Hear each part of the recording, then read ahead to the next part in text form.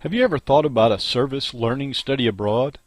In the spring of 2012, faculty and students traveled to Quito, Ecuador to work on construction of a 4-story daycare for young children.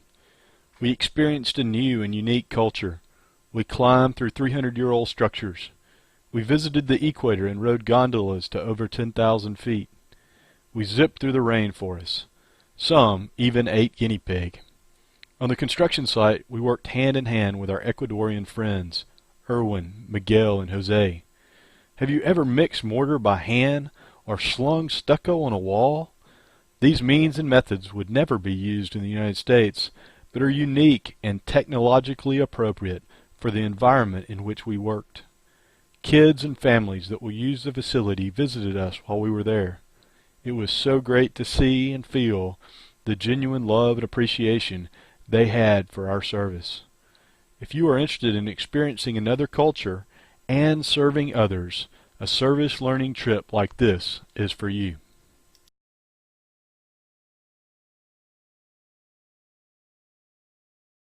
I'm Tom Corson with CFAT, and I'm here with Ben Farrow of Building Science at Auburn University. And we have been thrilled with the efforts this week from both the nursing program and Building Science. We're right here in the middle of a children's school that's going up, and we have 11 folks from Building Science at Auburn, and you see some of them behind us. Ben, what are some of the things your students are learning here that they might not get in Auburn, Alabama? Well, they're certainly working with different materials than we have in Auburn, Alabama. The bricks are very different, made in a different fashion, and are much more challenging to put up. Some of the techniques that we're using to put on things like the stucco on the walls is slung on with shovels in this case, and it's very different than what we would trowel on in the States. It's not like drywall, or it's not your typical driving for sure. Yeah, well, as you see behind us, some of the students are doing that right now, and they come to the site every morning pretty clean, don't they? They come out very clean, and they go home in a very different fashion. They've had a great week. They really, they've got so much energy, and just realizing that every brick that's put in this place is going to go to help the children of Quito and to make a place for them to learn and to grow and be strong Christians is a great deal. I just thought it was such a wonderful testimony to hear Pastor Osvaldo just say, you have the hearts of Christ. He's talking about you and the folks that are here. He says every brick you're putting in is a brick of love and making a difference for the children of Quito. This is really making a difference, and I appreciate all you guys are doing to help make this happen. Thank you. We're glad to be here and just really grateful for the opportunity to serve and to be here working alongside Pastor Osvaldo and his team. Look forward to hopefully having you many more years. Sounds great. God bless you. What do you think about the construction methods here in Ecuador? Definitely a lot different than we have back in the States.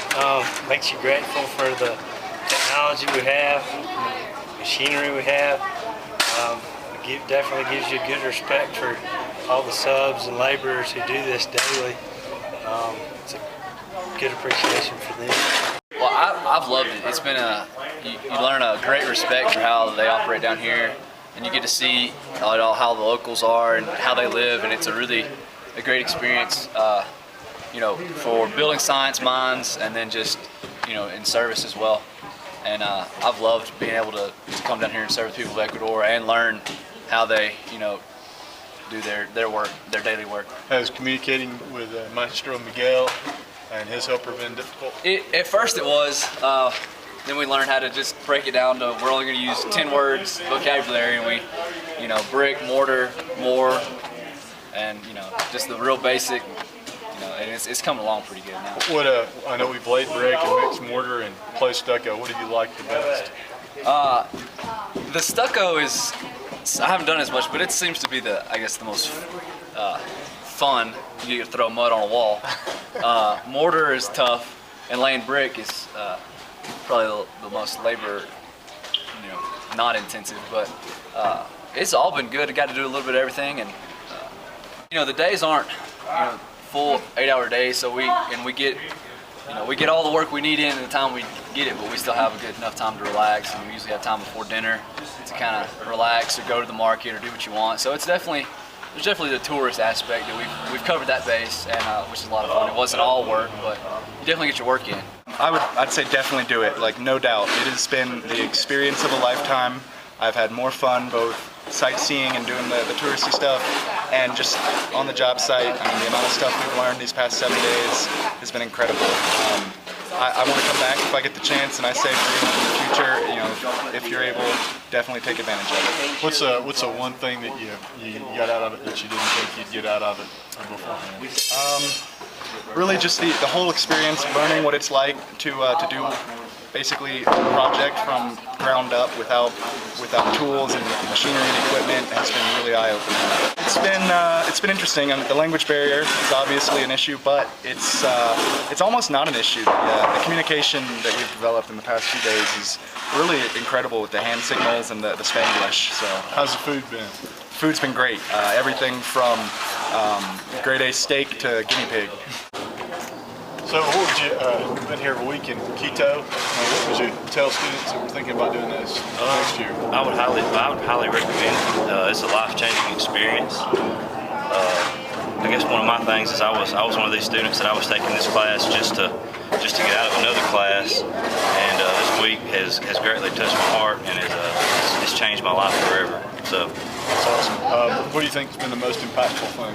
I guess just seeing how grateful they are, just you coming down here to help them. I mean, I did mission work before to where, you know, they complain about what you do and stuff like that. Everybody here has just been it's just been really touching how just heartwarming they've been, how grateful they are for the work you're doing. It's really different, really, because you've been sitting here working right alongside your Ecuadorian counterparts. Right. Tell us about that a little bit. Well, every time I think I had it mastered, he throws a little niche in it. Outdoes me. What's your friend's name? Jose. Jose. He's a professional. He's a professional. What about the value? This trip cost about $2,200, right? Mm-hmm. What would you say? Would you say it was worth that? What do you think about the value? It was well worth it. I feel like it was worth it. I mean, everything's been provided. It was worth it just for the experience, for what the experience you get. So. Excellent. Do you feel like you had to have any more? How much more, if you had to do it again, how much more money would you bring with you?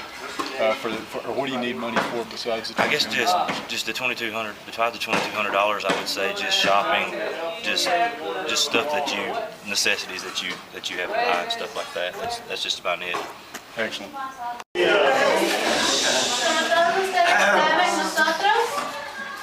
As y'all know, we've been working on this wall with Miguel and Jose this whole time. And even though we maybe have only heard about 5 or 6 words they've said this whole time.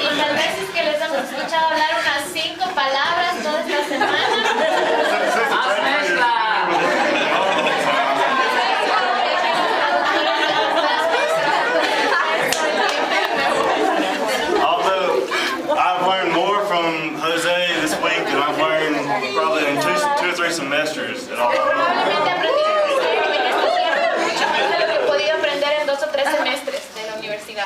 You're a great teacher, and we want to present you this little gift.